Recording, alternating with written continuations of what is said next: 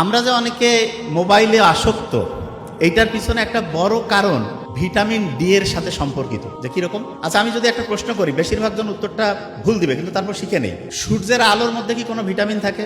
কি নাম? আচ্ছা, আমি জানি এটাই বলবে সবাই, সূর্যের আলোর মধ্যে কোনো ভিটামিন নাই। যে আপনি কি কনসেপ্ট, সারা জীবন শুনলাম সূর্যের আলোতে ভিটামিন ডি থাকে, না, মিথ্যা কথা। সত্যিটা কি তাহলে সেটা বলি। আমাদের যে স্কিন আছে না, এই যে ত্বক, এইখানে ভিটামিন ডি তৈরির কাঁচামাল থাকে। কাঁচামাল জিনিসটাকে একটা এক্সাম্পল দিয়ে বুঝবেন। ঘি খাইছেন কে কে জীবনে? হাত উঁচু করেন তো। ঘি কি ডাইরেক্ট তৈরি হয় নাকি দুধ থেকে দই, দই থেকে মাখন, তারপরে ঘি, এভাবে হয় না? তাহলে ঘিয়ের কাঁচামাল হচ্ছে দুধ।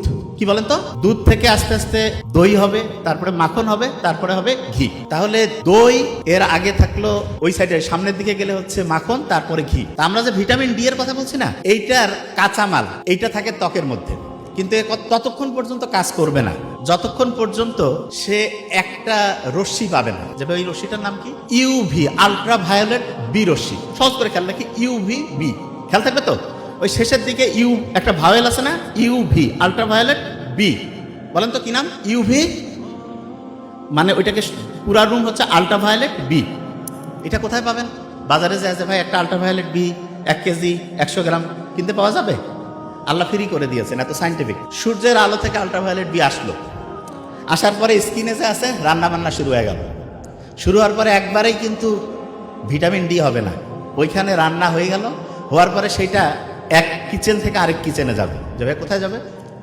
আচ্ছা, আমরা যদি কাউকে খুব পছন্দ করি, তখন তাকে আমরা বলি না যে আমার ফুসফুসের টুকরা বলি, নাকি হৃৎপিণ্ডের টুকরা, না কলিজার টুকরা?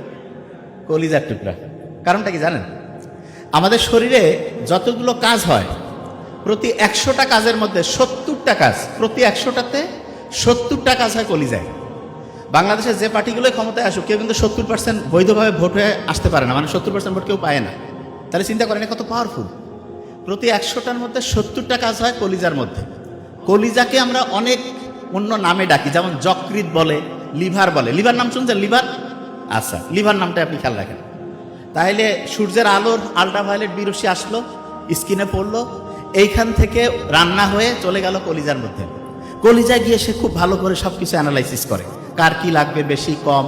সে হচ্ছে বলা যেতে পারে, মানে আমাদের শরীরের যদি বলি যে এইটাকে বলা যেতে পারে যে হচ্ছে ওই যে খাদ্যমন্ত্রীর মতো মনে করেন। সে ওইখান থেকে কার কতটুকু বেশি দরকার, কম দরকার, সব কিছু ক্যালকুলেশন করে দিয়ে দেয়। কলিজার সাথে খুব ভালো সম্পর্ক যার আছে, লিভারের সাথে, তার নাম হচ্ছে কিডনি।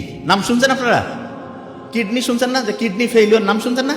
আচ্ছা, কিছু জিনিস আছে যেটার ইংরেজি পরিচিত, বাংলা না। কিডনির বাংলা বৃক্ক, অনেকে বুঝতে পারবে না ভাই এটা কি। কিডনি পরিচিত, তার মানে যেটা দিয়ে যে বুঝে। তাহলে প্রথমে সূর্যের আলো আসলো, কোন রশ্মি ছিল? আলট্রাভায়োলেট কি বি। রান্না হয়ে গেল, এইখান থেকে চলে গেল কোথায়?